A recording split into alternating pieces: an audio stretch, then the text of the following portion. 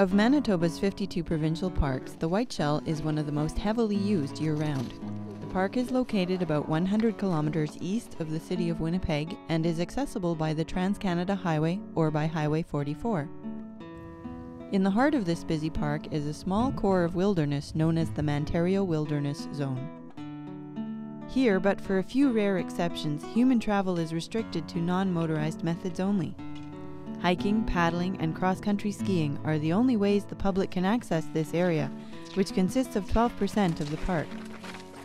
Motorboats, snowmobiles, and all-terrain vehicles are not allowed in the park, and airplanes need permits to touch down on any of the lakes. There are no roads, no power lines, and no cottage communities. Well, I've been coming to the Wilderness Zone in the Whiteshell for, well, really 25 years. Paddled all the lakes in this area. I love coming here because, you're away from motorboats. That's the main thing. You're away from cottages, and you get a chance to experience the Canadian Shield in the way that, it's been for millennium. Many visitors to the area, such as hikers on the Mantario Trail, which winds right through the Wilderness Zone, are constantly impressed with the rugged beauty of the seemingly untouched boreal forest. Well, we were actually just commenting at Mantario Lake there that it's nice to be able to get to a place that you had to hike into, that there's really no other way to get in here. So I guess in that sense, yeah, we like to be a little bit away from civilization and cottages and all that kind of things. I think it's great. I do too. Because it's cleaner, it's nicer, it's for hiking, it's nature. Yeah, for people that like to get out. I actually like the concept of a wilderness zone because it seems like it's been there for so long and you should just leave it alone. We've taken over most of Canada with our traffic, and we might as well leave at least a few parts of it that are still gorgeously untouched there. It's nice to, if you want to enjoy the wilderness, not to be, hop in the lake for a morning swim and have somebody on a Sea-Doo blaze by you or anything like that. And you notice it in the water too. Like you can see 20 feet down in here. I can see like lures people have lost on the bottom. The nice part about being in the wilderness zone here is you don't have the sound of vehicles or power boats or anything, and there's also a lot less people, and you're truly in the wilderness because there's no roads or anything anywhere near here, so it's true wilderness. You can hike for days without even seeing another person sometimes if it's during the week and that, so when you don't hear the vehicles and maybe the odd airplane or something like that, but that's about it. It's pretty nice. It's easy to think it had always been untouched wilderness, but human footprints have industriously crisscrossed much of the Whiteshell Park, including the now designated Wilderness Zone. Here, on the shores of Indian Lake, remain the boats from a fly-in fishing operation. The roar of motors are now silent for the most part. Ray Nielsen, a lifelong member of the Manitoba Naturalist Society, recalls the rare occasion when paddlers would see motorboats in the area. The only motorized vehicles I've seen have been motorboats to the flying fish camp that is at the end of the lake, and that one was grandfathered in. I do believe that should be done now because the plane company that owned it has been sold, and I don't think they have the legal right now to come in, but I may be wrong. Eldon Lepke first saw Lake Mantario on a fly-in fishing trip in 1963 when he was in pursuit of lake trout. Later, when power toboggans became popular in the 1960s, Lepke, a supervisor for Manitoba Hydro in the West Hawk Lake area, returned for ice fishing with a group of locals.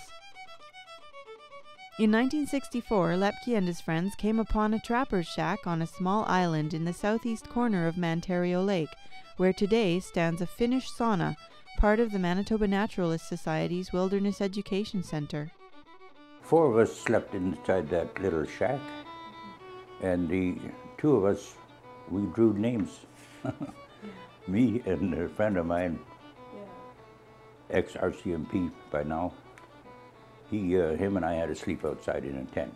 Mind you, it was only 30 below, so it wasn't too bad with a 5-star eider-down sleeping bag. No problem, except going to the bathroom at 3 o'clock in the morning. Lepke and his friends were the first of many ice fishing enthusiasts to explore the more remote lakes by power toboggan, once known only to loggers, hunters, and trappers. In the 1920s and 30s, trapper Jack Gray wandered across rock outcroppings, creating ghost trails that now form part of the Mantario Trail. From the late 1930s until the 1970s, Alec Kolansky trapped in the area. Today, the ruins of one of his winter cabins can barely be found, concealed deep in a swamp of Labrador tea. All that remains of his industry is a stovetop, a tin pot, and a jerry can. Meanwhile, just 2 lakes away, today's trapper Cliff Brook carries on the trapping tradition in a newer cabin on Indian Lake. But this tradition may end with him. In the 1970s, the Manitoba government's Department of Natural Resources realized the need to properly manage land use in the Whiteshell Provincial Park. Already, the park had about 3,000 cottages, many well-used campgrounds, trails, and road systems winding through the park. Then, someone proposed to build condominiums on the shores of Big Whiteshell Lake. This proposal stirred up controversy among cottagers and motivated park staff to devise a master plan for the park. As always with such plans, the department consulted the public, and an idea to set aside some of the park for a wilderness zone came up.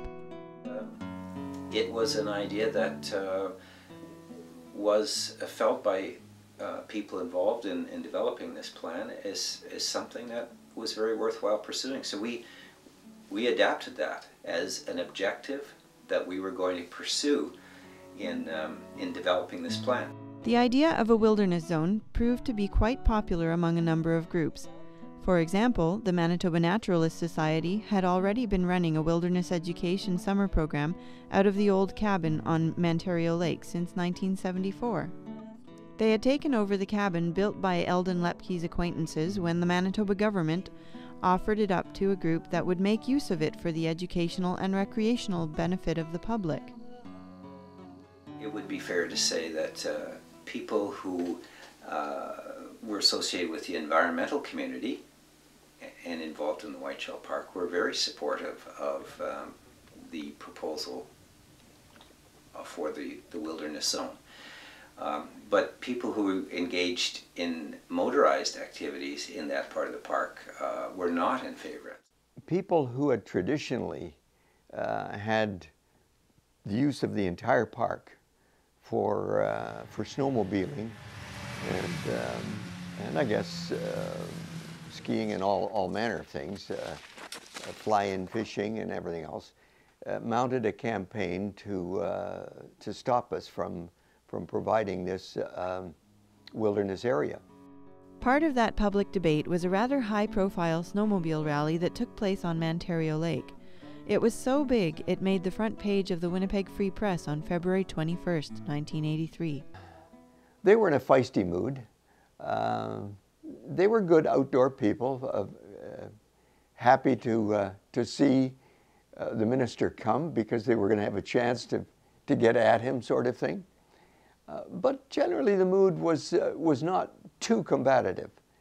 I made it clear right away that I understood their concerns, but I explained that, look, we weren't taking away their snowmobile privileges in the whole park. It was only 12%. In the end, after all the consultations and the protesting, department officials concluded the plan, which was formally approved by the government in 1983, with certain exceptions for trapping. The plan states that once the current trapline license holder stops trapping in the area, that harvesting activity will be phased out. Among